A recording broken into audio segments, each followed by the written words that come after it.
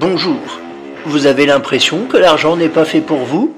Vous voulez optimiser votre budget et vos dépenses? Vous êtes souvent à découvert et vous souhaitez améliorer votre vision et votre gestion de l'argent? Alors, bienvenue sur Budget, le podcast qui t'aide à gérer concrètement ton budget. Définition, réflexion, technique, je vais vous donner mes clés pour dépasser vos croyances limitantes liées à l'argent et pour optimiser votre budget. N'hésitez pas à vous abonner et à partager ce podcast. Bonjour à tous, alors aujourd'hui on va voir s'il faut collectionner les bons de réduction. Alors les bons de réduction, qu'est-ce que c'est? Tu connais sûrement, c'est ces fameux bouts de papier généralement qui permettent d'avoir des réductions sur certains produits, voilà. Alors ça peut aller de 1, 2 euros, 40%, ça dépend, des fois c'est des pourcentages, des fois c'est des montants en euros, et généralement c'est utilisé par la grande distribution, et ça revient en force en ce moment avec forcément la baisse du pouvoir d'achat, et le web qui fait des prix de plus en plus compétitifs par rapport aux hypermarchés, tout ce qui est les discounters, etc., etc. Du coup, la grande distribution, pour se renouveler un petit peu et reconquérir le cœur des consommateurs, fait des bons de réduction. Donc souvent, c'est des choses qu'il faut découper à l'avance, ou des fois c'est disponible sur le téléphone portable, comme avec l'application Shopium de mémoire. Et voilà, donc vous donnez ces papiers-là à la caisse et en échange, vous avez une réduction sur le produit. Et je suis pas convaincu que ce soit finalement une si bonne affaire. Je m'explique.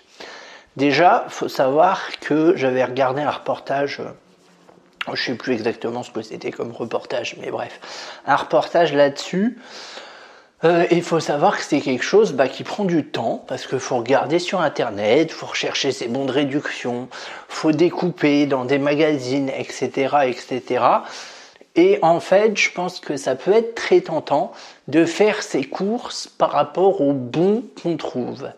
Et c'est là, pour moi, qu'est le plus gros danger des bons de réduction, à savoir que, pour moi, c'est vraiment... Les bons de réduction, c'est du bonus. C'est-à-dire, je vous donne un exemple tout bête, je fais ma liste de courses sans prendre en compte les bons, et ensuite je regarde les bons, et s'il y a des éléments qui sont dans ma liste de courses qui peuvent bénéficier de bons, je suis gagnant.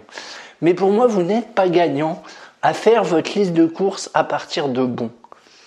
Parce que les bons vont vous faire acheter des produits dont vous n'avez pas forcément besoin ou dont vous n'aviez pas envie au début. Vous allez peut-être acheter des bons que parce que vous l'avez à 50% de réduction et que vous êtes sûr du coup de faire une affaire ou alors d'avoir 3 euros de réduction, etc., etc. C'est pour ça que je dis que la chasse aux bons peut être dangereuse et peut être aussi énergivore, parce que ça prend beaucoup de temps, faut regarder sur internet, faut découper, enfin voilà, c'est vraiment je veux pas dire que c'est un boulot à part entière, mais ça prend du temps. Pour quel résultat au final, je sais pas trop. Voilà. En plus, souvent, c'est des grosses quantités, donc est-ce que vous avez besoin? Alors, sur des produits qui se périment pas, ça se pose pas trop de soucis, vous pouvez stocker. Sur des produits qui se périment, c'est un peu plus compliqué. Et notamment, j'ai envie de dire, les bons de réduction valent le coup si, mettons, je sais pas, tous les mois, vous achetez, je sais pas moi, 2 paquets de céréales. 2 paquets de céréales par mois, bon, alors vous me direz que c'est peu. Bon, allez, on va dire 4 paquets de céréales par mois, 1 paquet par semaine. Ça fait longtemps que j'ai pas mangé de céréales, mais globalement, on doit être dans cette consommation-là. Donc, vous achetez 4 paquets tous les mois, et un jour, vous tombez devant une promotion, mettons, un acheté, un offert. Donc, vous vous dites, génial, je prends, parce que comme ça, j'ai 8 paquets de céréales pour le prix de 4. effectivement, c'est une bonne affaire, indéniablement. Mais ça va devenir une moins bonne affaire si vos paquets, du coup, normalement, ils doivent vous durer 2 mois. Et le souci, ça marche avec les céréales, ça marche avec globalement tout ce qui est sucré, c'est que plus on en a, plus on en consomme. Donc il y a un risque que les 8 paquets, finalement, vous ne réussissiez pas à les amortir sur les 2 mois. Et là, c'est handicapant, parce que du coup, vous allez consommer plus, vous allez manger plus de céréales, et au final, ça va vous revenir plus cher. Donc ce genre de promo, ça peut être un bon plan, mais pour ça, il faut savoir se discipliner. Si vous ne savez pas vous discipliner, prenez vos paquets habituels et ne changez pas vos habitudes de consommation. Parce que si c'est pour au final consommer plus et le mois d'après racheter, ça ne sert à rien. Dans ces cas-là, profitez pas de la promo ou achetez moins. J'espère que je suis clair dans ce que je dis.